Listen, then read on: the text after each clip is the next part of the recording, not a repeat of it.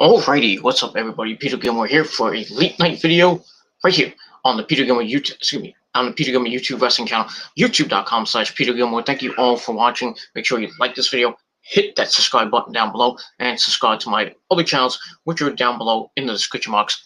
And as always, find me on Facebook, follow me on Twitter, share this video all over the internet. And don't forget to tap that bell and turn on all my notifications so you never ever miss an upload. That's basically all I gotta do. It is what it is, I know. So, like the video, subscribe to my channels, share the video, find me on Facebook, and follow me on Twitter. You can also follow me on Twitter, follow me on Facebook as well. And don't forget to hit that bell. If you don't hit that bell, you're gonna miss out on a lot. And you're gonna have to refresh my channels every day, every other day, every week, whatever, to get the latest videos and to stay in a loop. So that's it. All right, got a little bit of a new setup. I moved my computer over to like the center, so it's like centered, just about centered. I just had to move it. I did some cleaning in Casa del Gilmore today, but it is what it is. And yeah, so enjoyed a Sunday afternoon, pretty decent Sunday, the end of the weekend and the start of the new work week coming up. Watch some football, talk to the missus and her mother, her mom. Mom's here for another week or so, so not fun.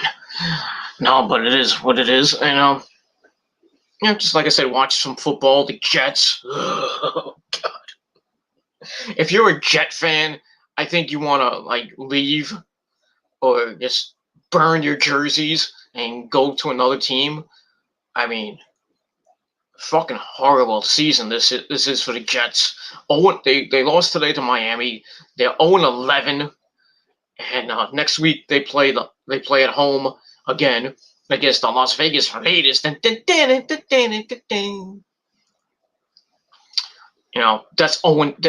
You can bet that's 0-12.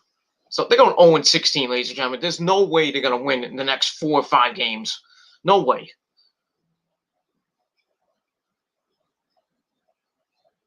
There's no way they're going to win the next 4 or 5 games. There's no way. So I think they got the Bills coming up at the end of the year. That's a loss. They got the Raiders next week. That's probably be a loss. They're done. I mean, just warm up the bench for Trevor Lawrence when he gets picked number 1 in the draft coming up next year. Because that's what the Jets are going to get, the number 1 pick. Jaguars are going to get the number 2 pick because they basically stink. They're lucky to get a win. They should have won today against Cleveland, but it is what it is. But yeah. So Jets are number 1, Jaguars are number 2, and probably Cleveland at number 3 right now. Not Cleveland, I'm sorry. Cincinnati, the Bungles, as the number have the top 3 picks right now. So, the next 4 or 5 weeks, we'll see. Maybe the Jets will get a win just to save the season. They're playing good, but the defense played good today, but their offense sucks. Sam Darnold needs to leave fucking New York. He is garbage. He's been garbage the whole time he's been in New York, New Jersey. Just horrible. Horrible. And Joe Flacco's not any better. His days back when it was with the Ravens, or when it was good, those days are over. So the Jets gonna get a new quarterback probably next season. It probably won't be any better next season. I know. When the NFL starts up next September, on the road to Super Bowl 57. No, 56, I think it is. 56 or 57. I think it's 55 this year. Yeah, 55 is this year, I think. or 56, and then yeah, whatever number Super Bowl is up to right now. I think it's 55 or 56 right now. So we got that. And if you're a Giant fan, you're very happy today. Giants pulled it out against the Bungles. They got a fumble at the near the end of the game to hold on to the game. So they've won 3 in a row. They're now when they are 4-7. They're in first place. Who would have thought the Giants would be in first place? With that crappy record. But they're in first place. They got the number 4 seed right now because of the tiebreaker. Because they beat the Washington Football Club or the Redskins twice this year. So they got the NFC East NFC East lead. Say that 5 times fast. And yeah, they play the Seahawks next week. And without Daniel Jones, he hurt his hamstring, so he's going to be out probably the rest of the season. I don't know. Maybe a couple games, which sucks for the Giants. And it sucks, if you're a Niners fan, because the Giants got the Seahawks next week, and Niners can use a lot of teams to lose, and they got that today. The Niners pulled it out at the end. They were up 17 to 3 in the third quarter, and then the Rams came back with 17 unanswered points. They were up 20 to 17, and then San Francisco got a field goal with like 4 minutes, about 4 minutes left, and they stopped them on downs. Then they got the ball back with about 2 minutes left. And it went down the field. Some great plays with my Mullins and Mostert and Debo, getting in on the action. But they went down the field, got in field goal range, and Robbie Gould hit I think it was a 46-yard field goal to win the game. And the Niners win. They go to 5-6 on the year. They're still in the hunt for the playoffs. They're, I believe, 1 game back. One game back of the. Actually, they have the 7th spot now. I don't know if they have the tiebreaker or anything. Was the Bears lost today? Yeah, sorry to my good buddy, Mount Gooley. He's a Bears fan, and I'm sorry you lost to Rodgers, but it is what it is. So. So the Bears lost. Arizona lost, I believe. Did they lose? Yeah, Arizona won, I think. Yeah, I think Arizona won. So they go to, I think they're 6-4 or 7-4 or something like that. I think Arizona won or lost. I forget. But the Niners won. They picked up a game on the Rams. So Rams, I think got the. Well, depending on what the Seahawks do tomorrow, they play Monday Night Football, I think, against the Raiders. So right now, the Seahawks are in first place at 7-3. So we'll see who gets the lead in the NFC West, I should say. So all in all, Niners are still chugging along. Got a Monday night game next week against the Bills in Buffalo. Ugh. If they play like they did today, I think they could give Buffalo, who's a pretty good team. I mean, they're up by 1 game over Miami in the AFC East, but they're not pushovers. This is not an easy game. So we will have to see next Monday night on Monday Night Football. So hopefully the Niners can beat the Bills and Josh Allen, the tremendous team that they have. Because basically the Bills have been an NFC West killer. They beat the Rams, they beat the Seahawks. I think they lost to Arizona, which sucks. But we'll see if they can beat another NFC West team and the Niners, and we'll see. But I have faith that next week the Niners will get the win get to 500, get to 6-6, and start making their playoff push. It's got a pretty couple hard games coming up after that. I think we got one easy game coming up in the next 4 or 5 games, and they're not going to be playing in Santa Clara in December. They got 2 home games left, I believe, 2 or 3 home games left, and they're going to be playing where the Arizona Cardinals play in Arizona in that stadium for those home games in December, because California is just locked down. I mean, you can't do anything in California right now. Can't even play. We could play football, but certain counties you can't play football. You can't. Certain counties you can't do anything because of.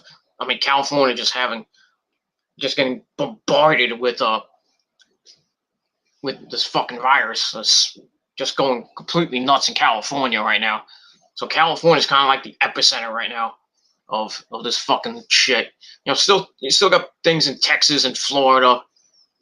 Well, Florida not so much. I haven't heard much in Florida, but everywhere around the states that the number of cases are going up and a lot around the country, and especially in New York City, the positivity rate's going up.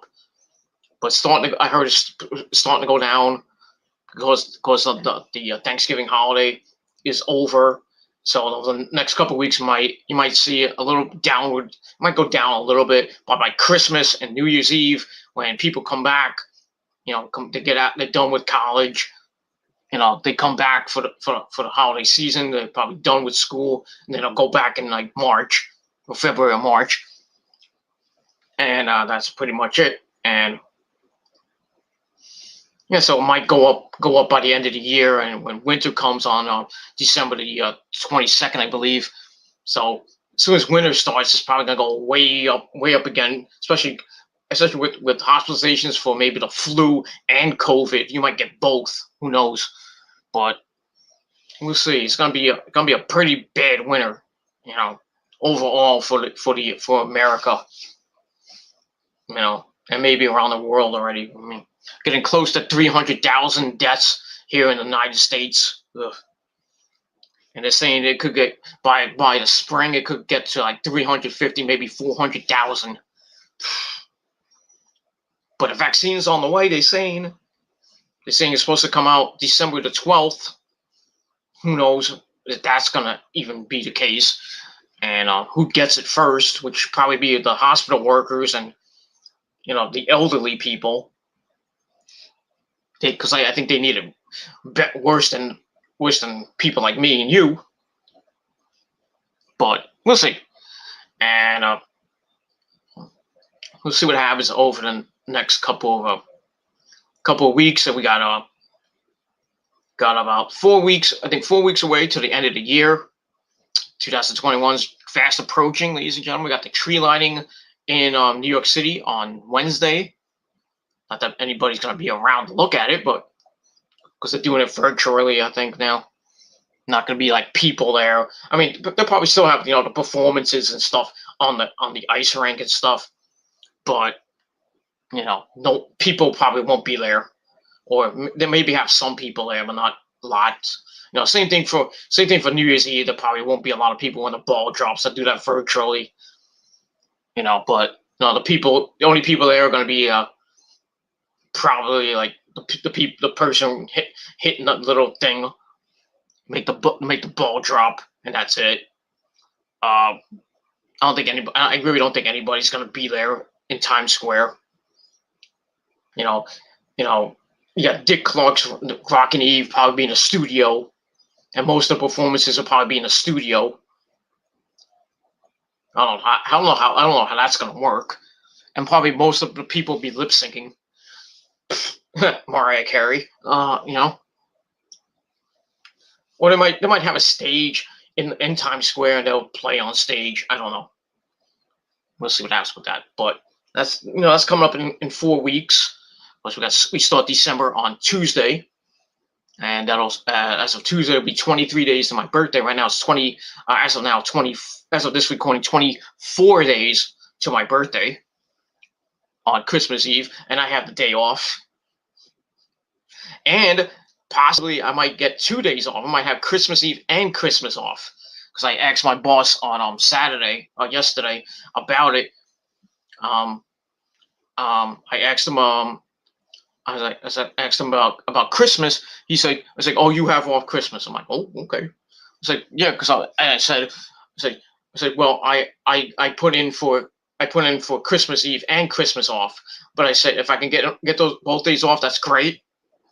But if I can only get, if it's a problem, I'll work on Christmas. I don't care. So it might be a problem. So I may or may not be working on Christmas. We'll have to see. In 2 weeks, once the schedule comes out the week before Christmas. So I'll see what my schedule is for that day. I'll probably be off that Christmas Eve. I should automatically get off Christmas Eve because I put it on the calendar.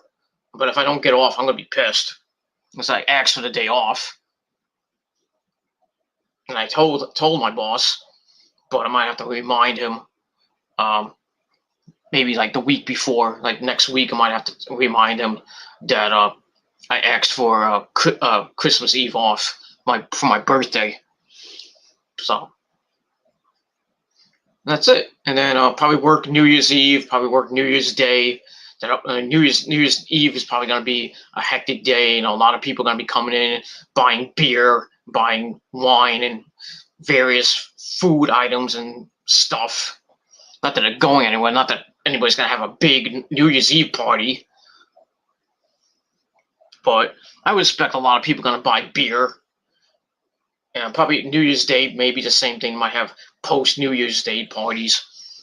But, yeah, so we're getting close to the end of the year, close to my birthday. And 3 weeks away from my birthday, so that's awesome. I can feel myself getting older, more, much older. But it is what it is, and that's that. So, holiday season is upon us. A lot of people got the Christmas trees up and their lights up. I mean, I got my lights up already on my window. Rosa put them up yesterday with the little decorations and stuff. So we got that. We're gonna put a tree up probably this week or maybe next week. I don't know. Or tree. She said trees because we got artificial, those artificial trees, not that big trees, but I can't fit I can't even fit a big tree in this house, but it is what it is, and that's that. So enjoy it, ladies and gentlemen. Enjoy it. Just take each day as it comes, because we're gonna get through this fucking virus eventually, and hopefully 2021 will be much better than this year. But we'll see what happens in 4 weeks, and that's that. All right, enough about that bullshit. I wasted 20 minutes of your precious time. Sorry about that. And if you don't like it, well, fuck you, man. That's that. You don't like it, just click that little X. You don't have to watch. I don't care. It is what it is. All right, on this late Sunday night, November the 29th, 2020, or if you're watching now from somewhere else, it is the end of November, November the 30th, 2020. It is time for your late and out-of-date NXT review, or return of the NXT review for November the 27th, 2020, from the Capitol Wrestling Center in St. Petersburg, Florida. Oh, you thought I was going to say Orlando. That's not Orlando. They're not at the Performance Center anymore. That's a thing of the past. I think that's probably gonna. I think that they tore it down or something. They still have Full Sail University, but I don't know if they have that part of the building. I don't know if the Performance Center is still there in Orlando, Florida, but I don't know. But they moved to the Capitol Wrestling Center, where they have NXT. I think they have NXT Live, which I don't know if they tape it or what they do, but we see it every Wednesday night on the USA Network. So we got that. So anyway, NXT this week was pretty damn good. Pretty good show. More hype going into War Games. Got a lot of storyline progression with the War Games matches. We had a man advantage match with the Undisputed Era and Pat McAfee's team So who gets the man advantage in War Games? We got the team, well, not almost the teams for the women's War Games match with Team Candice LeRae. She formulated her team, and looks like we got three-fourths of well, but basically all of Shotzi Blackheart's team. But they haven't really announced it. Probably announce it this Wednesday night on the program. So basically got that. We get further into the Tommaso Ciampa, Timothy Thatcher storyline. Get a little bit of that. And also we got the North American title, which Leon Ruff still has. I mean, good Lord. 3 weeks. And this guy has held the belt for what, 2-3 weeks now? And you thought Jinder Mahal was a jobber. Everybody thought Jinder Mahal was a jobber. He won the fucking WWE title and held it for what, like 6 to 7 months? Jobbers can hold titles. Not for very long, but sometimes not for long, but depending on who you are. But Leon Ruff, held the belt for the last 2-3 weeks. They had more progression with that, with Johnny Gargano and Damian Priest. We'll see what's going to happen with that. And that's basically it for War Games. I think it's only 5 matches, 4 or 5 matches on the card. You got the men's and women's War Games match. You got the North American title match. Got Ciampa and Timothy Thatcher. That's 4. It's probably announce a 5th match for the show, probably this coming week. So I'll probably round out something with I don't know if they're gonna do the NXT tag titles, but we'll see what happens with that. Only Lorcan and Dan. Well, they're not gonna do. I guess they can't do the tag titles because the champions are in the War Games match. So they'll probably have a filler match somewhere in there. Or they might just go with 4 matches. I don't know. I think the War Games matches are probably going to be like 30, 45 minutes at most. Maybe more. I don't think it's going to. But I would say probably 30, maybe 45 minutes each. Because you got to drop the cage. They're going to have the men, the men and women coming out at intervals, and the whole match inside the double cage. So, but it should be a pretty good pay-per-view next Sunday, and we'll get to that next week, this coming week, with my predictions on probably Saturday night when I get home from work. And that's pretty much all that. All right, so let's get into NXT this week, and it was a pretty good show. Let me just move my. Okay, let me just get centered and. Okay, we're good. Yeah, we're good. All right, chat room's open if you want to talk about NXT or the world of wrestling or anything you want in the world of sports, whatever. So chat room's open, so come on in if you want. All right, so NXT starts off. We have KO Kevin Owens with NXT to be commentator as a Wade Barrett. Bad news, Wade Barrett. I'm afraid I got some bad news. I'm not doing commentary.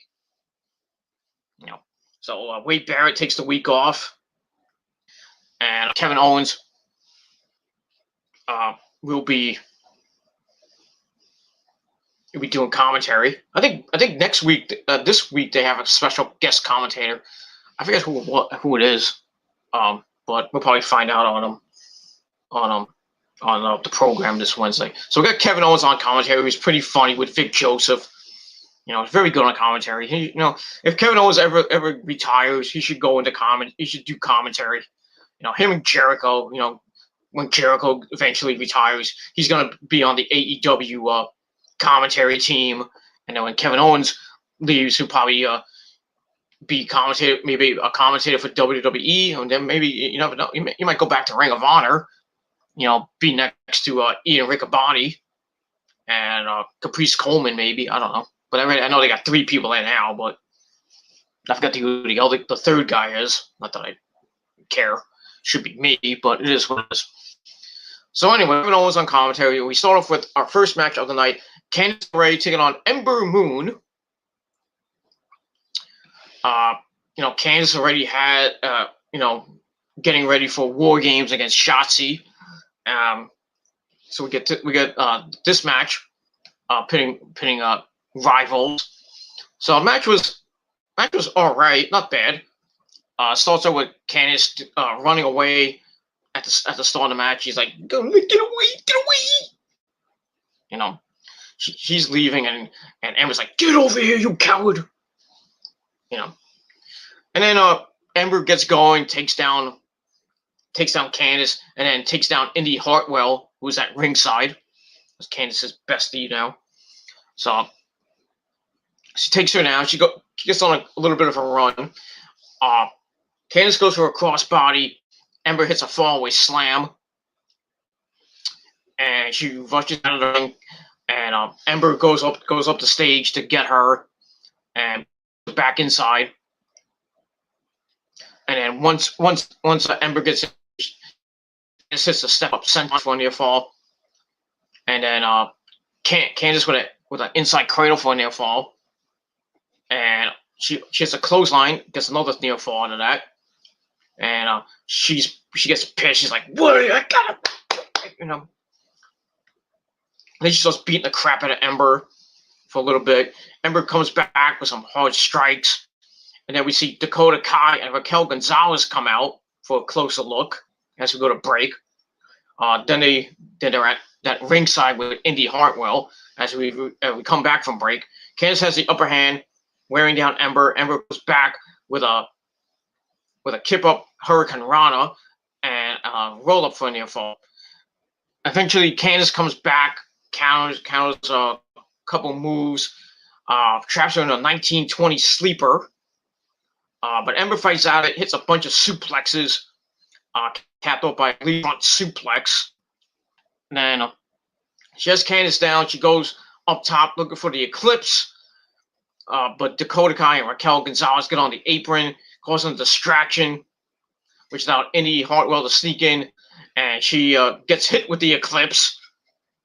She sacrifices herself for Candice. She takes the Eclipse, and it looked like she took it really bad because later on we see her with Candice and Johnny Gargano outside getting in the car, and she's wearing a neck brace, so she might have got whiplash, or she might have got a broken neck. I don't know. I think she might have took it wrong.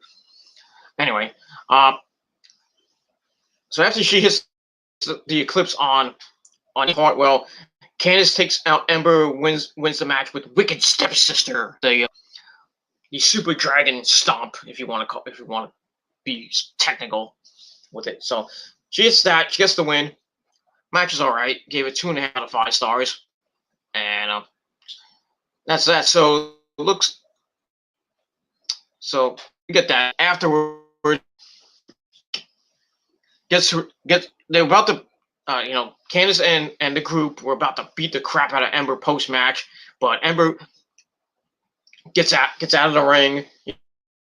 He's like, ha ha ha ha, and then the music of Toni Storm hit, and she comes out. And she comes out with Ember. Ember's all happy, and she's like hugging Toni. Tony's like, "Yeah, you ready? Let's go. Let's go. Let's go get him. 4-on-2. Let's go get him. We can do it." Because no Shotzi Blackheart is nowhere to be found. So they're about to go in the ring, but then Toni stops, pulls Ember back, throws her into steel steps. She commits the heinous act. She turns heel and throws her into the steel steps, sends Ember inside, basically getting fed to the wolves, beat the living crap out of her, and it ends with Raquel Gonzalez hitting the one-on powerbomb, and we see Toni laughing sadistically, or wickedly, laughing wickedly, on the outside. So that's that. So Toni Storm turns heel. She turns on Ember Moon. It is what it is. I kind of saw that coming. But now it looks like we got Team Candice all set up. We get a little bit, we get the confirmation later on. But Team Candice right now is Candice LeRae, Dakota Kai, Raquel Gonzalez, and now Toni Storm to round out that foursome for the double cage match. This face off against Shotzi and whoever she gets. But we'll find that out a little bit later. And that's that. So like I said, 2.5 out of 5 stars for that and the aftermath, and that's it. All right, then we see the Undisputed Era enter the building, led by Adam Cole, baby. So, they say as soon as we get inside, we're going to the ring. So, get that. So we're gonna hear from them in a little bit. But first, we get a vignette of Legado del Fantasma with Santos Escobar. They say they're focused on turning Lucha Libre to the Mundo Televisión Excelente, turning Lucha Libre into their own form. They say they put the Cruiserweight title on the main show, including on TakeOver for the first time, which was last TakeOver, as Santos Escobar defended it against Isaiah Swerve Scott. So he says the next challenger is Stallion, indie wrestler from the Northeast. I think he's been in WrestlePro, I believe, and a couple of other indies around the area. But he's a pretty good guy, pretty good wrestler. I've seen him wrestle in Evolve for a little bit. So another Evolve guy, like Leon Ruff, like Timothy Thatcher, like Ciampa, Gargano, Austin Theory. We haven't seen him in a while. Most of those stars that are there now came from local indie feds or Evolve or PWG. But, we haven't heard from PWG in a long time. Oh, God. So, basically, Kurt Stallion versus Santos Escobar coming up for the Cruiserweight title. Not going to be anything great because I think Santos Escobar is going to beat Kurt Stallion. I don't know who's going to beat Santos Escobar for that belt, because he's held it for a couple of months now. And let's see what happens with that. So I get that vignette 2.25 out of 5 stars, and we will move on from there. All right, then we go back to the ring. We hear the music of the Undisputed Era, Shock the System. So they come out, Roger Strong, Bobby Fish, Kyle O'Reilly, and our good friend Adam Cole, baby. So they come to the ring with their new shirts, which you can get on www.shop.com. So they get in the ring. They all have mics, but Adam Cole leads things off. He says he finds it laughable that Pat McAfee and his boys think they've run things at NXT, but he admits they gave them a solid taste of their own medicine. That was, I believe, a couple weeks ago. Adam Cole says Pat isn't in the building, and one of them will face Pete fucking Dunne in a ladder match for the War Games advantage. So Cole says that they're unbeaten in earning the advantage. They got it the last 2 years, and they're won in War Games matches. I think they'll probably announce. They might mention that either on this week or at TakeOver, but what happens with that?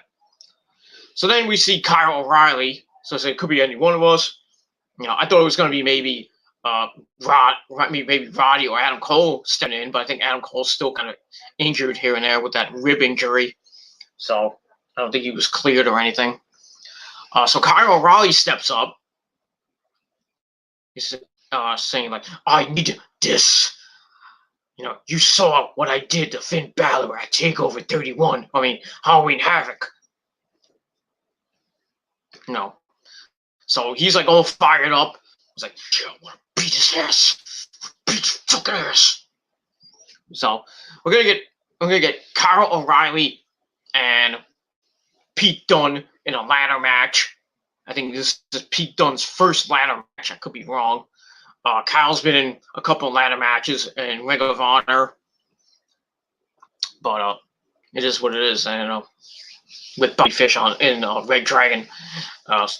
So we're gonna get that match. So it should be good. So Adam Cole and the rest of the guys, they're like, "That's right, Roddy. Not Roddy. That's right, Kyle. You the man. You're gonna do it for us. We're gonna get the advantage." And then Adam Cole to the camera was like, "You see this? This is what I love. I love angry Kyle. This is an angry Kyle O'Reilly. This is the man that put Finn Balor on the shelf and broke his jaw." He's like, "It's a different Undisputed Era, a different Kyle O'Reilly, blah, blah, blah." So he praises him, and basically he says at TakeOver they'll face a different Undisputed Era. So they're pissed, and you don't want to piss the young era off, especially those guys. So we'll see what happens in each match. But this segment pretty good. I gave it 3 out of 5 stars, and that's pretty much all I gotta say about that. And we will move on from there. That's that. All right, then we go backstage where we see Candice Michelle. Woo-hoo. I think I got her on her sexy ass in my mind, but it should be on my dick. But it is what it is. Candice LeRae. She was the interviewer, or I think it's, I don't know if it's Mackenzie Mitchell or somebody new, but she's like, get away, get away. And we see Dakota Kai and Raquel Gonzalez with her. And then we see Toni Storm. She basically announces her team. So we got Candice LeRae, Dakota Kai, Raquel Gonzalez, and their new partner, Toni Storm. And Toni gets a little mic time. She says we're seeing the new Toni Storm that she promised, which was at that takeover when she came back. And I think it was takeover or the following NXT. I forget which one it was. It is what it is. So now we got a new look Toni Storm, a heel version of Toni Storm.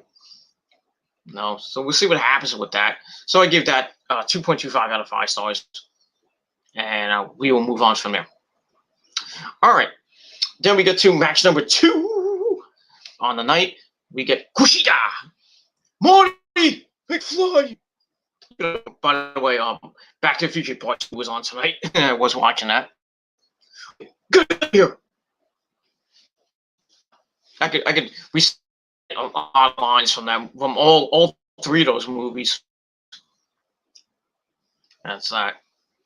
Madar! I hate Madar! But I digress. So we get this match. Match was all right. We see Tommaso Ciampa come out at the start of the match, and Timothy Thatcher's kind of pissed, and he's like, what is he doing out here? The ref is like, what are you doing out here? Go back to, don't you start anything. So he sits down right in front of the ref and watches the match. And starts off with them, with like a stare down and a stalemate, I should say. I was trying to think of the word. So they start off with a stalemate to show their aggressive technical styles. Kushida gets a hip toss into a cartwheel drop kick. Looks for the handspring kick. Thatcher catches the leg and wrenches it over the top. Ow. As we go to break, we come back. Kushida fights back with some right hands and some kicks. Gets in the hoverboard lock, and Thatcher fights out of it. Tries and gets him to let go of it for a little bit, and was able to get out of the hoverboard lock and turn it into his own Fujiwara armor. But Kushida got out of that. Then they jockey for a position, and they exchange submissions on the mat, and both of them get out of it. We see a lock and a rear naked choke. We'll get that. And Thatcher gets control, and Thatcher starts yelling at Tommaso Ciampa on the outside as they go to the outside, not near Ciampa, but going around the ring. I think near the announce booth. That's that. So on the outside, Kushida gets the advantage, driving his shoulder into the ring post, and then Thatcher's arm into the ring post, hits a single arm DDT. But Thatcher comes back, stares at Ciampa while working on the arm. Kushida was working on the arm. Thatcher, who had a busted up fucking lip or tooth knocked out. Not that he has many teeth in his mouth already. He's staring. He's in pain. He's still staring at Ciampa. Ciampa's like, just staring at him like, I'm gonna kick your ass. They go inside. Kushida with the soccer kick, and it was good. But he runs into an uppercut, not a tiger uppercut, but an uppercut from Thatcher. And then Ciampa stands up and looks to cause a distraction, which led to Kushida taking the advantage and puts the hoverboard back on, and Timothy Thatcher shockingly tapped out. So Kushida gets a big win. Match was all right. Gave it 2.5 out of 5 stars. That's basically it. And then afterwards, Ciampa looks in the camera and says that maybe Thatcher has a problem with him now. So it's still leading up to that match at Takeover at War Games, which should be a pretty good match. I've seen these two guys go at it in Tier 1. Wasn't Evolve. They didn't wrestle on the Evolve show that I went to the first time I seen Evolve and Tier 1, but they put on. I mean, Timothy Thatcher was the Evolve champion at the time, and he fought Ciampa, and they had a great match, and I loved it. That was pretty good. I liked what I saw from. And I see Ciampa before, when it was in Ring of Honor as a Psycho Killer, former television champion, and all that. But I've heard about Timothy Thatcher, but I haven't seen him in the ring. But it's my first time seeing him in the ring. Johnny Gargano was on that show. He was teaming up with Drew McIntyre, and Drew came late because flight came late, and he had to basically said that he put his gear on in the cab. And that's fun for the Uber driver. But I hope he gave him a good tip like that. But we had that. He was on the show. William Regal was there, scouting and everything. Because this was before they did most of them went to NXT. Gargano, Ciampa, Drew. Thatcher was still around. He was doing PWG stuff before he went to NXT, and then he got into Evolve. And that's that.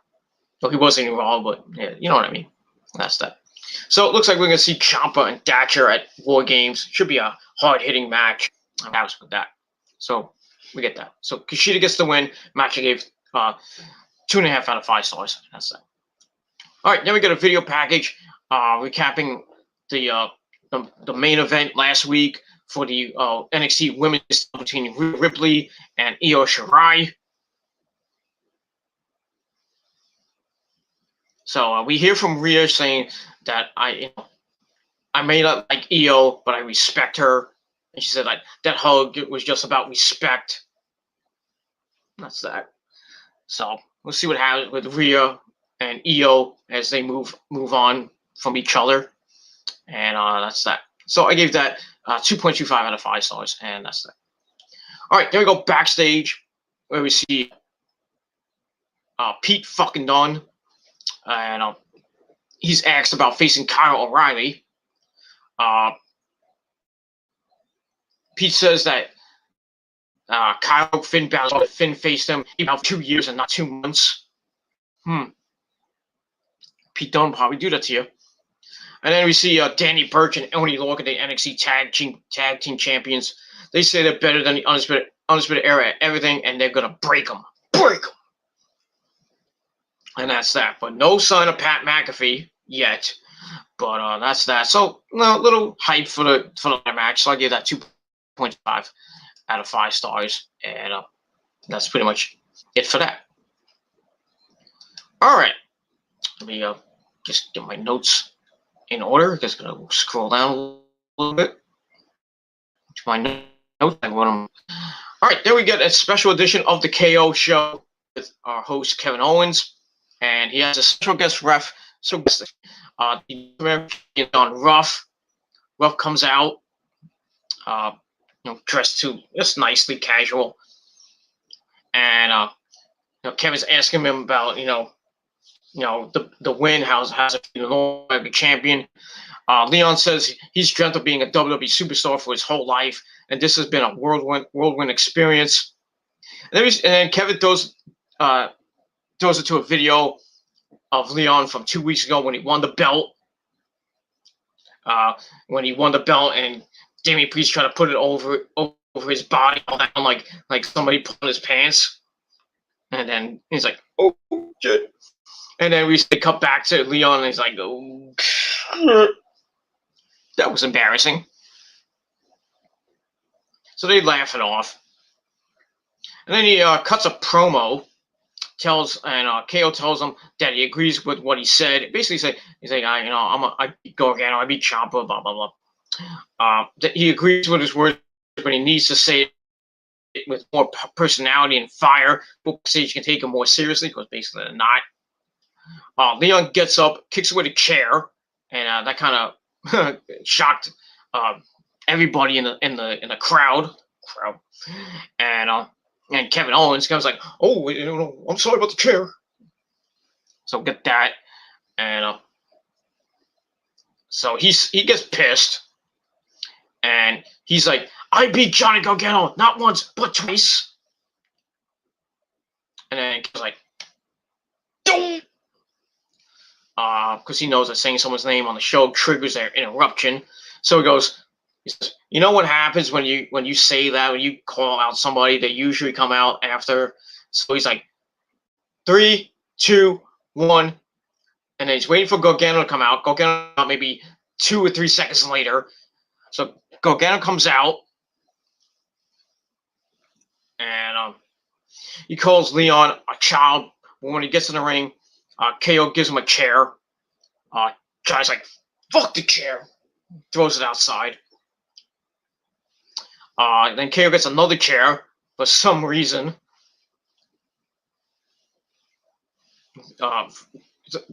He gets another chair for some odd reason, but we don't know who it's going to be. And Johnny mentions Damian Priest, and KO's like, oh no, here comes Damian Priest. 3, 2, 1.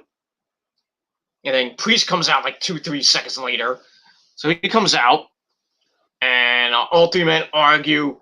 Johnny shoves Leon, which leads to Priest reminding Leon that he said he defended the title against both of them. So Kevin says, Teddy says, well, we don't have Teddy Long to come out and make this a triple threat match, player. But we have our own version of Teddy Long, the NXT version of Teddy Long, and he might be coming out right now, and he's gonna book the match. So that brings out William Regal.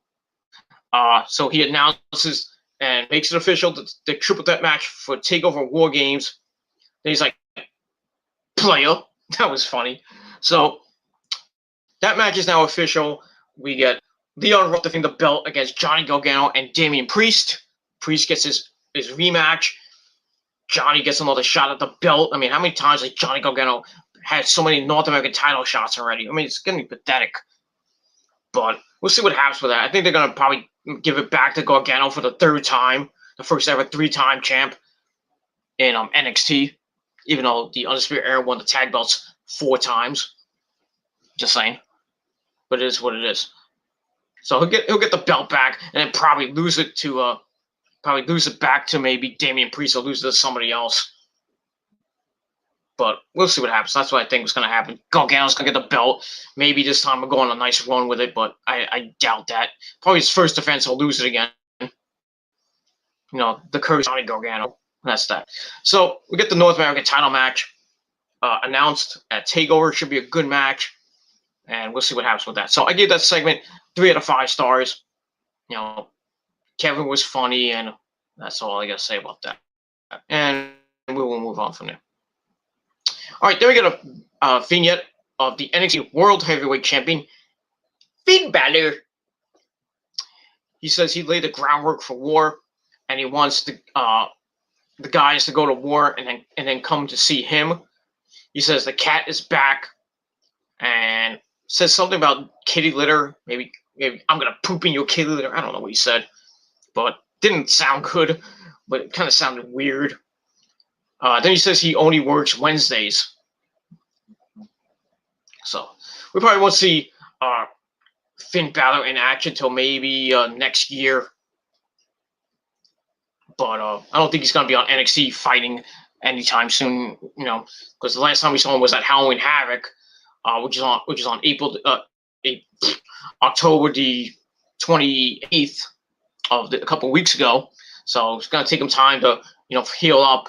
That jaw, got metal put in his jaw, just fucking disgusting. You know, when they showed the surgery and all that crap, it was just nasty. And so Finn Balor will probably have a final match, probably for the next couple of weeks to maybe a month. Who knows? You know, I don't know if they still do that 30-day you gotta defend the belt. I don't know if they're still around or not. I think it is, but we'll see. So I think if either by the end of this year or early next year, will Finn Balor defending the NXT title, probably against somebody. It's not gonna be Adam Cole. Sucks. I would probably guess it'd probably be maybe Pete Dunne, or maybe they'll do a rematch with Kyle. I don't know. That would be insane. If do another rematch with those two guys. Oh boy. I think both of them get injured again, but it is what it is, and that's that. So we'll see what happens with Finn Balor coming up over the next couple weeks, and that's that. So I gave that 2.25 out of 5 stars.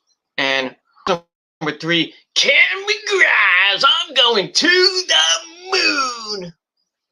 So he comes out and he has a match with Jake Atlas. This match didn't last that long. It was like a filler match because they had to save some time for the ladder match. Match was nothing right home about. And right off the bat, Grimes uses his power advantage on a shoulder block. Atlas comes back with some of his quickness. They go back and forth countering each other. Then they start beating the crap out of each other with some rights and lefts. Atlas tries for a back body drop. He eats a big boot but rolls up Grimes to a 2.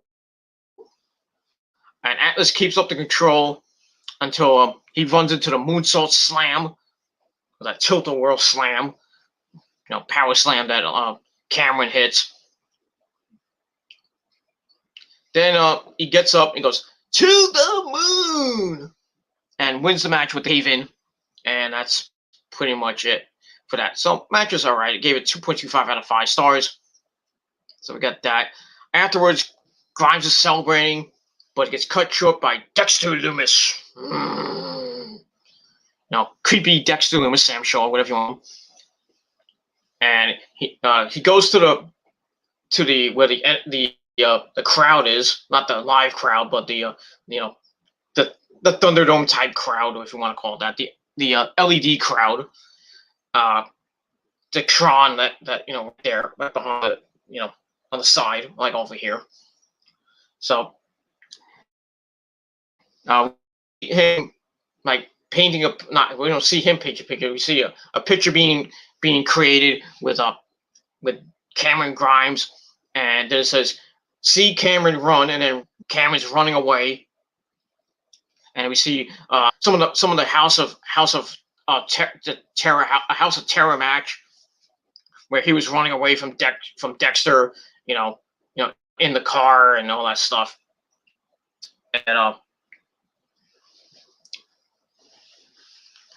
we see Dexter Lumis in the ring with a bag, and as Cameron runs up the ramp, and he's like he's jaw jacking, and I was like, "Oh, I'm gonna get you! I'm gonna do that." And then takes his hand out of the bag and reveals a strap, and looks like we're gonna get a strap match. That's match number 5, I guess. I forgot about that match at TakeOver. So at TakeOver, we're gonna have Cameron Grimes against Dexter Lumis in a strap match, and we'll see what happens with there. I don't like Cameron's chances, but you never know what's gonna happen with that. I gave 2.25 out of 5 stars, and we'll move on from there. And that's that.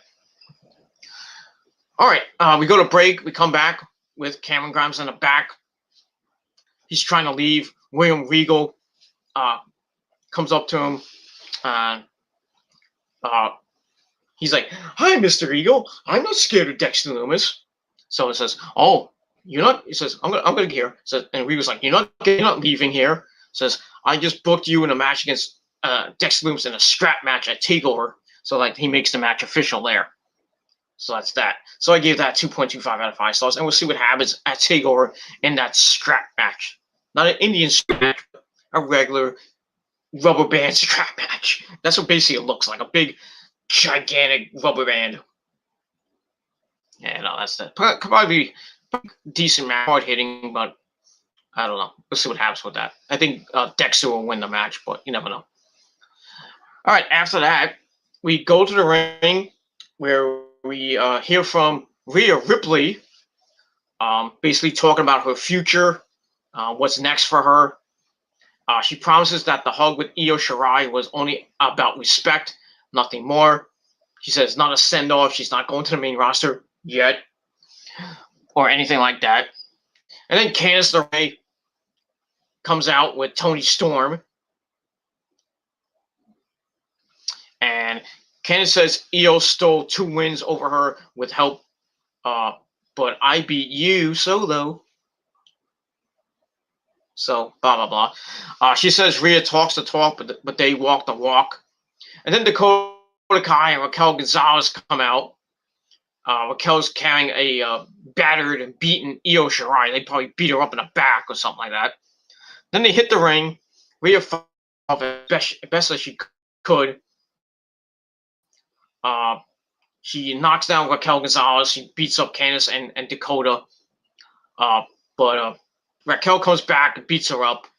But the numbers game gets the best of Rhea. And they leave Rhea Ripley laying on the next to, well, not next to Io. They leave him, and that's that. So it looks like we're gonna get we formulated our women's War Games match. So we got Candice LeRae, Raquel Gonzalez, Dakota Kai, and Toni Storm taking on Shotzi Blackheart, Ember Moon, Rhea Ripley, and Io Shirai. This is Io and Rhea's second, I believe second War Games match, and Io did some pretty amazing stuff in it. I can again in this match, but we'll see what happens. And you got Shotzi in her first War Games match, Ember, I believe, in her first War Games match.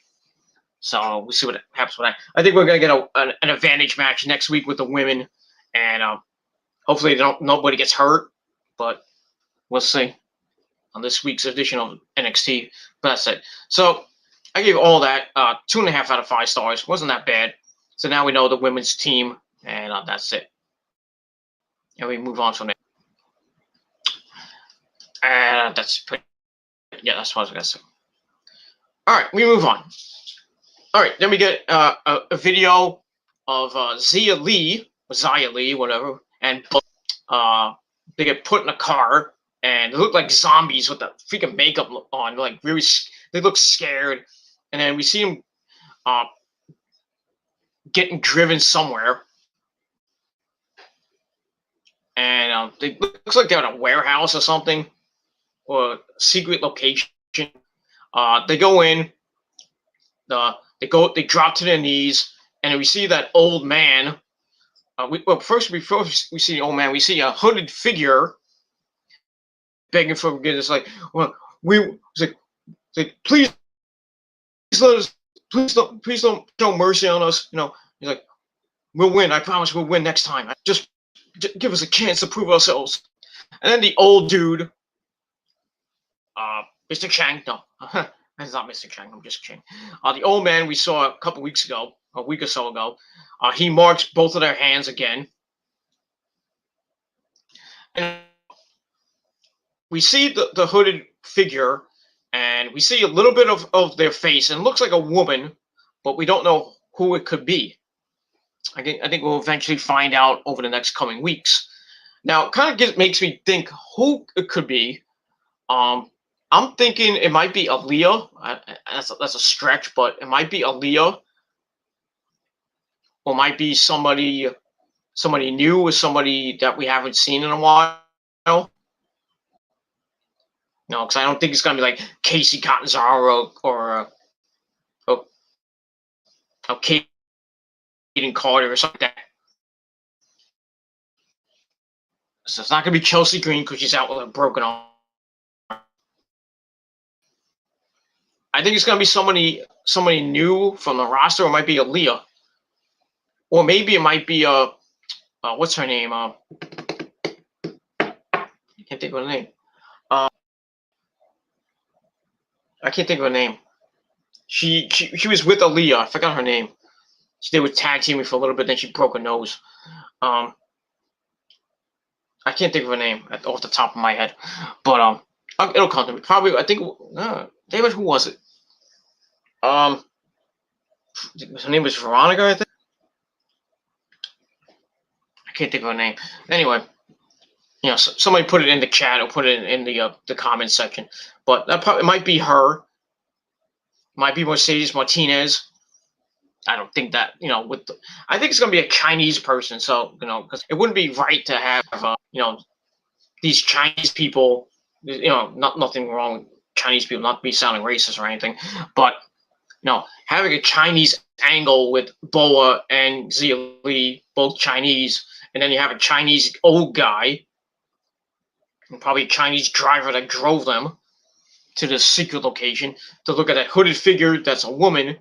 So who could it be? It has to be somebody from China or maybe from Japan or maybe Korea. So they might be doing some Oriental style storyline, Xia Li and Boa and this old man. So maybe, like I said, we'll probably get the reveal this figure maybe this week, maybe in the coming weeks. And like I said, I don't know who it could be. I really don't who it could be. If it's the American or it's going to be a Chinese, Korean, or Japanese person. We'll see. And that's it. I'll think of the name. I'll keep thinking of the name. I think it's Veronica something.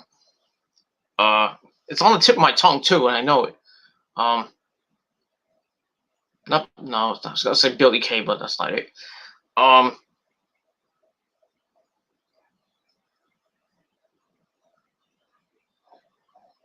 And she was supposed to be in Retribution with, the start of Retribution, not with Mercedes Martinez, not Mia Yim.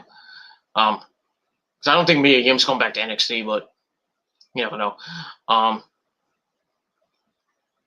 What's her name? Damn it, I can't think of her name. But we'll find out who it is. I think it's going to be somebody that's coming back from injury, like Aaliyah, maybe Aaliyah, maybe somebody else from NXT past or the future. But I think it's going to be an Oriental person. But we'll see what happens in that. So all I got to say about that. So like I said, 2.25 out of 5 stars for that. All right, we go to the ring. We see Ever-Rise getting for their match. But out come the Grid veterans, Drake and Gibson. They hit the ring, beat the crap out of them.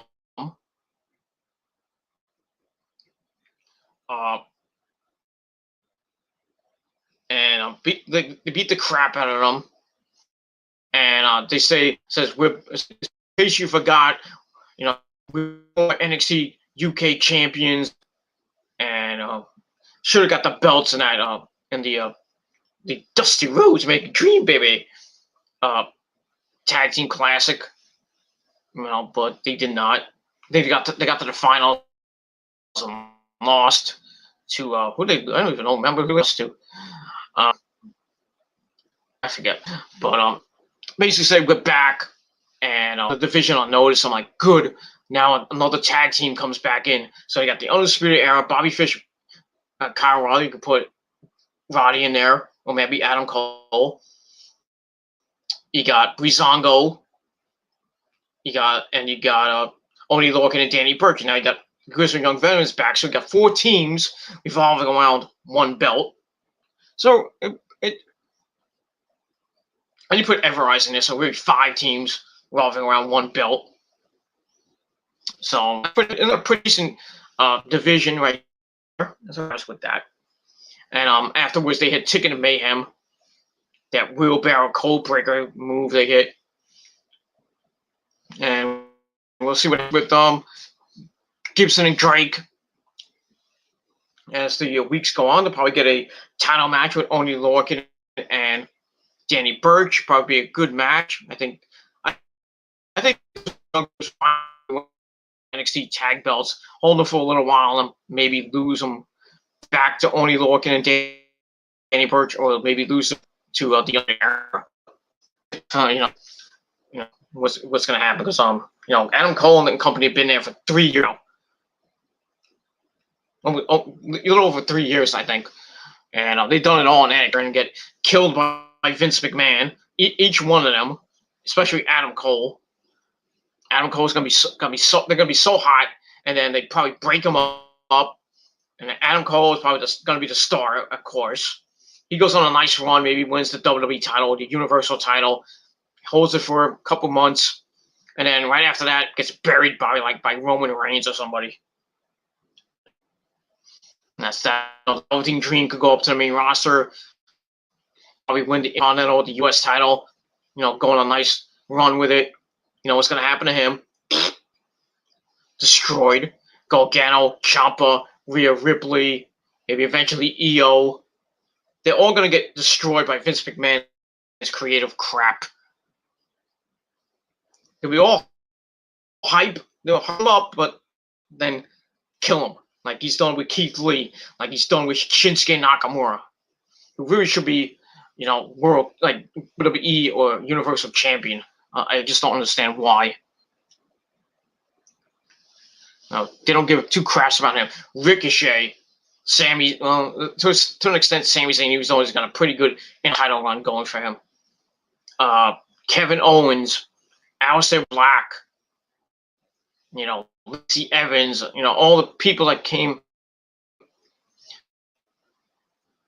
from NXT, eventually they're gonna Bianca there, they're putting on which should be a pretty decent feud with Bayley, which is gonna culminate at TLC, and then Bianca will probably start her run going against Carmella, or maybe Sasha. Maybe they'll do Sasha and Bianca at WrestleMania when Sasha gets the belt back.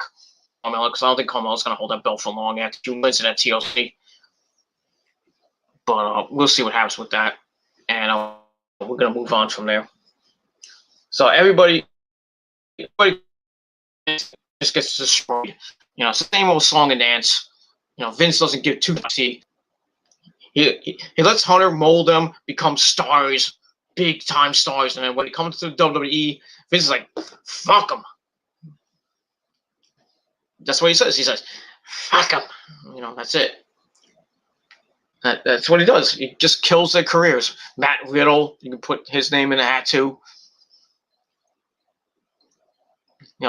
They hype him up, and when they do vignettes saying they come into Raw, come into SmackDown.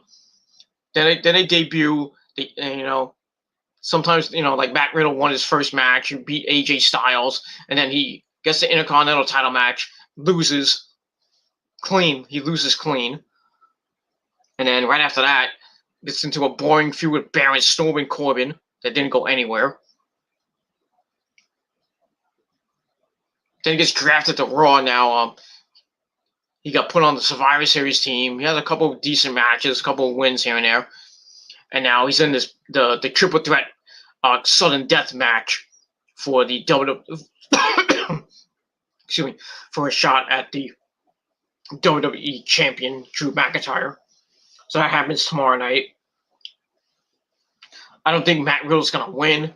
I think it's going to be Keith Lee. Maybe AJ gets it. A lot of people saying, on polls that AJ is going to win, and then AJ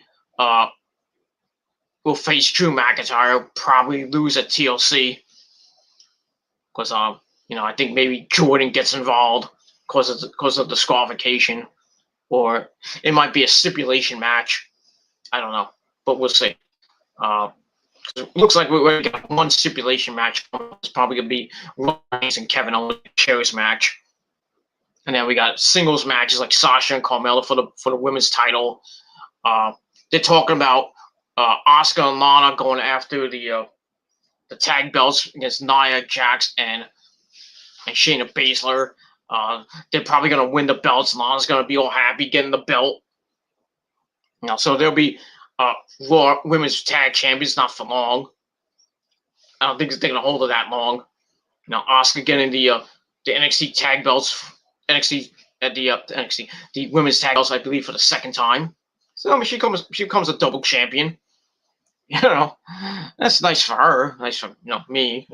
Because she is my first wife and everything. But so that makes me happy. But that's that. Then they'll probably lose them maybe the next night, or maybe maybe at the maybe at the Royal Rumble if they're or on TV. Because I think if they lose them, they're probably gonna put Lana in the Royal Rumble. She's not gonna win it, but eventually they're gonna start the they're continuing the Nia Lana feud technically with Shayna based on Asuka joining in. But I think after they get done with that, Asuka's gonna start her feuds with probably Nia, probably with Shayna, maybe have a match at WrestleMania, which I thought was gonna happen last year. I think it happened last year. Did it? I don't remember. I don't remember what Shayna did last year. I think I forget. But if that match never happened, then Asuka and Shayna at WrestleMania 37 for the women's title, then probably give it to Shayna. Maybe. I don't know. But because I really don't, they dropped the ball with Shayna based on another NXT star, former two-time champion, and they fuck her up. That's probably gonna be the same thing that happens to the EO. And I'm not saying they did anything bad with Kyrie. She wasn't in really a lot of matches, but she became women's champion with Asuka. What do they call them? The Kabuki Warriors. That was all good and dandy. And then Kyrie, kept getting hurt by Nia Jax. So that really ended her career, which sucks. So now Kyrie's in Japan, doing her thing in Japan. Coming over to see me once in a while because she needs to, you know what I mean? But it is what it is. And, so maybe Kyrie will come back. She said you never say never, but I think she's gonna be in Japan with her husband and probably start a family. And with that, probably have kids running around in Japan. Maybe we'll see her in New Japan Wrestling. I don't know. That would be interesting. Maybe she'll go back to not Shimmer. What's that? Stardom in Japan. Well, no, those Japanese women's things. Maybe Rise and whatever. But I miss Kyrie. I would love to see her come back, but probably won't be for maybe in a couple of years. Maybe I don't know. You never know. But that's that. That's that. All right, so we see the Grizzly Young Barons come back, get thrust into the tag team division, see what happens with that. So I gave all that 2.25 out of 5 stars. All right, there we go. Outside the Capitol Wrestling Center, we see Candice LeRae. She says that anyone dumb enough to join Shotzi's team will get run over. We see Hartwell in a neck brace. Like I said, she probably got a stinger or maybe a snap. She snapped her neck or something like that.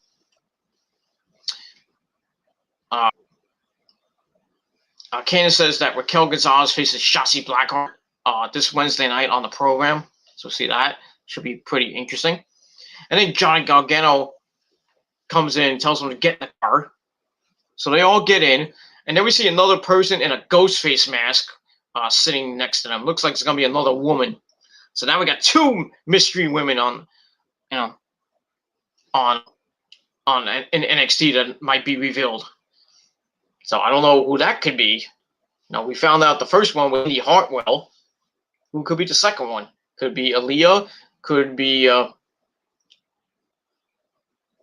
somebody else. I can't think of that damn bitch's name too. Can't think of her. Could be some NXT. I know one of the rookies coming up from NXT. But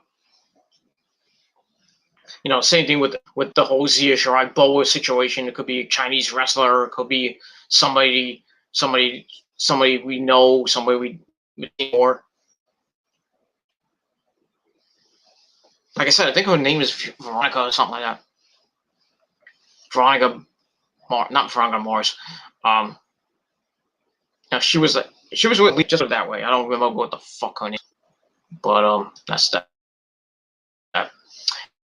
And I forget that.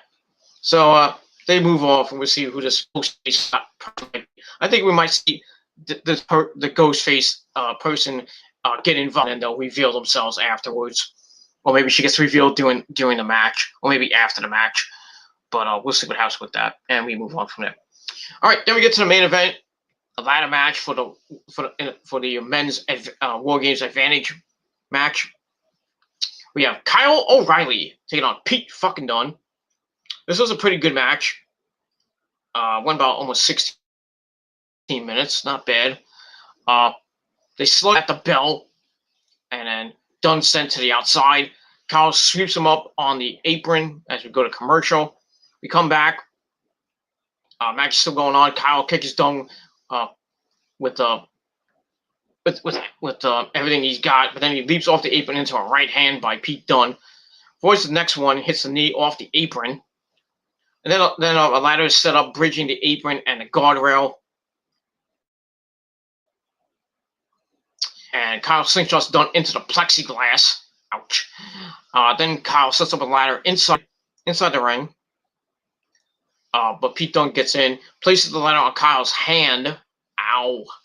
And finds, but Kyle gets free somehow.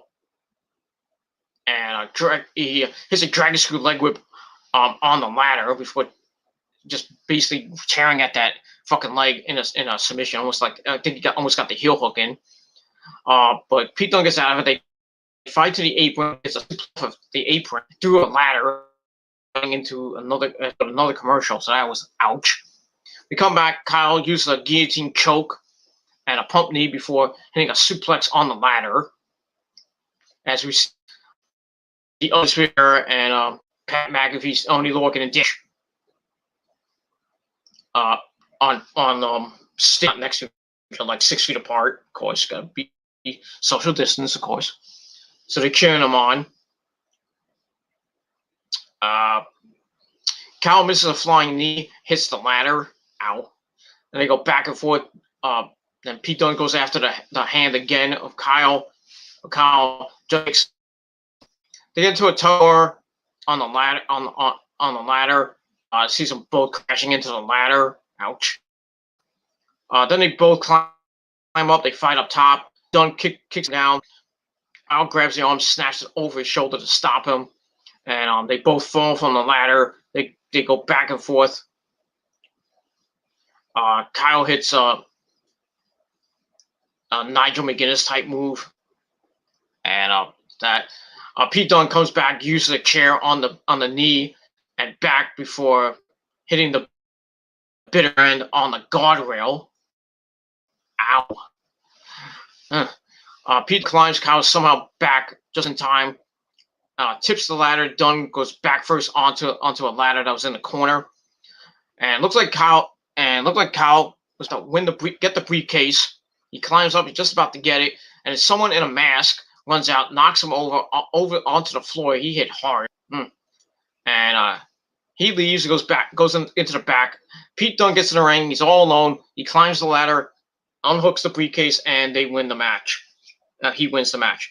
So, match. He gave it 3.25 out of 5 stars. So, Pat McAfee's team gets the win, or gets the man advantage. They will start first in War Games. So, we'll see what happens with that. And that's it. And not afterwards, we don't have anything afterwards, but on the WWE exclusive, we saw Adam Cole pissed. He's like, "This is BS." Well, he said, "This is bullshit," and basically said they're gonna make Pat McAfee his bitch at War Games, and that's it. So we'll see what happens this Wednesday night. Probably have a brawl with both teams. to end the show, maybe to end the show, maybe to start the show. Who knows? But those teams are gonna go at it. They're gonna beat the crap out of each other. Probably moves off the top of the cage, maybe in the middle of the cage. It's just gonna be a sick fucking match. Probably match of the night, I think. But we'll see what happens with that. So I gave the War Games Advantage match 3.25 out of 5 stars, and Kyle almost had it, but this hooded figure, which was probably Pat McAfee himself, or it could be somebody else. We don't know. A lot of people think I think it was Pat McAfee, but a lot of people saying it wasn't him.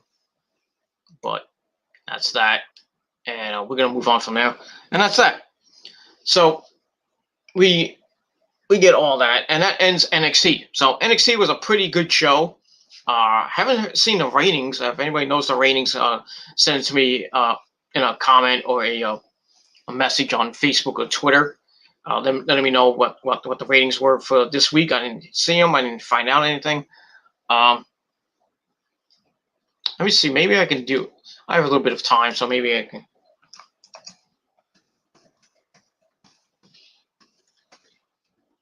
Let me see if anything came up for this week's ratings.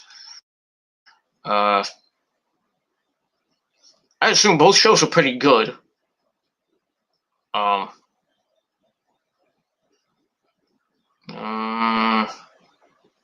me see. Maybe I can have a chart. Let's see. No, they don't have it.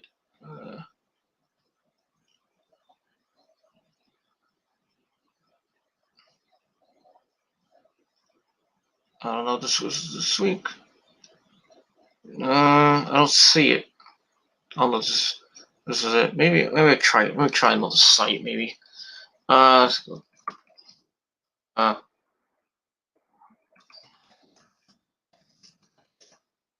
try another site. Maybe I could find the result. The viewership. But if not, then they'll probably come out maybe later this week, or we just don't know what they did. So some from last week where AEW won. I believe they won. I can't get that. No DQ doesn't have it. So all right, we'll skip that. We'll skip it. And that's pretty much all I gotta say about that. All right, so for watching, once again, 7 out of 10 stars for a pretty good NXT, and we'll see what happens this week, this Wednesday night on the program on a go-home show before War Games, and should be pretty good. Got Shotzi Blackheart and Raquel Gonzalez. Probably have some stuff with Pat McAfee and the Undisputed Era heading into their War Games match. Same thing with Candice and Shotzi's teams heading into War Games. A little bit, maybe more with Ciampa and Timothy Thatcher, and maybe some stuff with Leon Ruff, Damian Priest, and Johnny Gargano ahead of their match, and after Cameron Grimes and Dexter Lumis have another altercation or something like that. But it should be a pretty interesting night of action this Wednesday night. But they're going up against a pretty big show from AEW. Winter is coming. Jon Moxley and Kenny Omega. It's going to be a great match. I don't know what WWE is going to counter with that. If it's anything good, probably won't be, but you never know. So I expect AEW to win the ratings war this week with that big show, because everybody's going to be watching Moxley and Omega and watching Kenny get the belt, hopefully. So if it doesn't win the belt, people are going to be pissed. I'm people. But it is what it is, and that's that. So should be a good week of wrestling. And we got Monday Night Raw tomorrow. Should be a good show. Then we got AEW, big show on Wednesday nights going against NXT, the go-home show before War Games. Then we got Friday Night SmackDown this Friday night. We'll see what happens with Roman Reigns and Kevin Owens, and maybe with Jey Uso involved. Get that. Maybe some more with Big E and Sami Zayn and other things on SmackDown this Friday night. Then next Sunday, we got War Games coming your way. It should be a pretty good event. I think it'll be a good show. Like I said, I think the men's War Games match will probably be the match of the night. But don't count out the women. But I think they'll put on a hellacious match, a pretty good match, maybe a 3, maybe 4-star match. But we'll see what happens with that. And that's it. And that'll end the week of wrestling, and then we start gearing up for the rest of December. We got a Final Resolution, I believe, on December the 12th, and then the week after that we got Final Battle from Ring of Honor on Friday night, December the 18th. I'm gonna watch the replay of that. Maybe do a results video on that. Maybe Saturday or that Sunday, December 20th. I might. I don't know. I'll see. Maybe I can do it if I have time to do it on Saturday, if I depending on my work schedule, because I gotta do Friday Night SmackDowns on at the same time. I gotta watch SmackDown and I gotta watch Final Battle. So I may or may not do a Ring of Honor Final Battle review because I gotta do TLC on December the 20th, and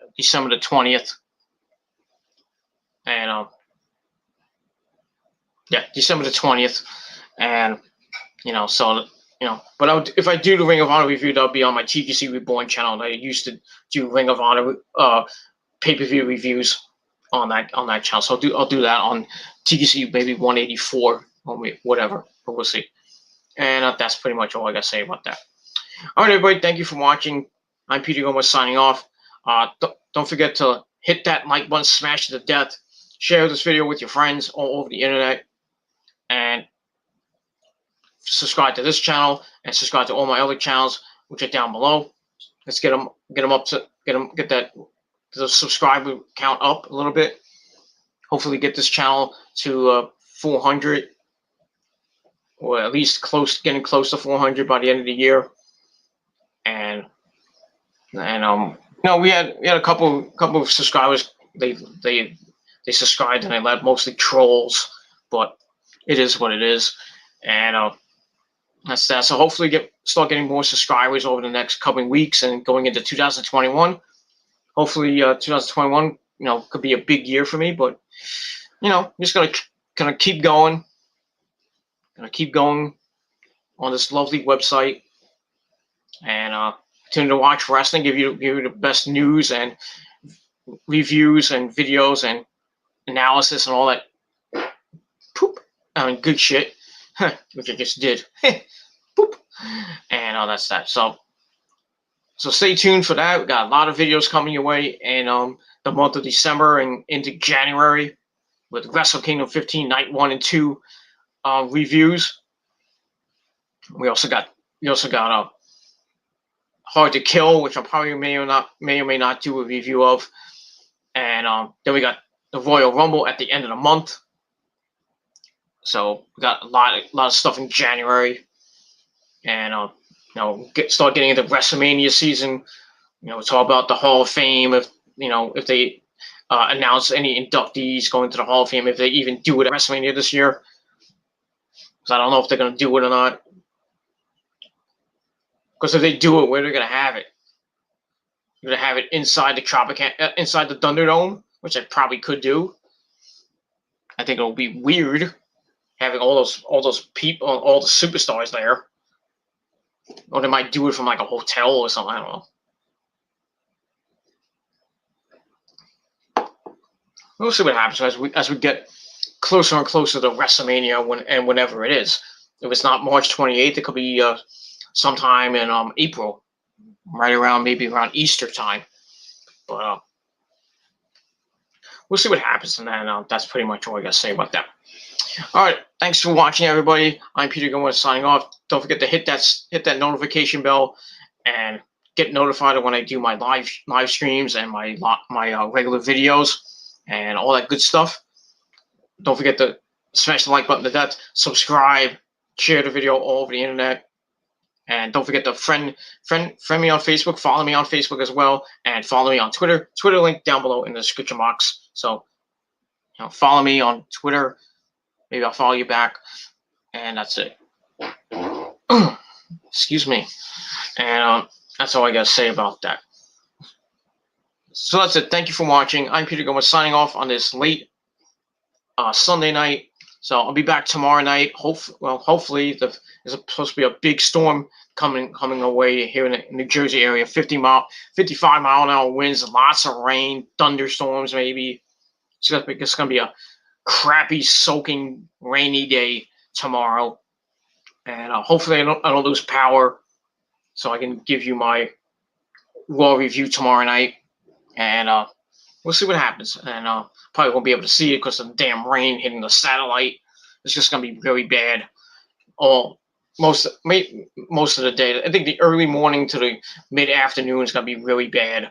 So I probably won't be able to watch TV most of the day. So I'll be fucking bored. Maybe just play on my phone, watching YouTube videos and other stuff. And that's that. And then hopefully it dies down probably around 6-7 o'clock. So hopefully my satellite can clear up and I can watch Raw. If not, then I'll try. Maybe I can dig my computer out, my laptop out, watch it on a stream. But we'll see what happens with that, and we move on. All right. So thanks for watching. I'm Peter Gomez signing off. Peace out. Rock on. If you're not down with that, well, fuck you, man. And that's all I'm gonna say about that. So good night, everybody. I'm out. Peace, beaches.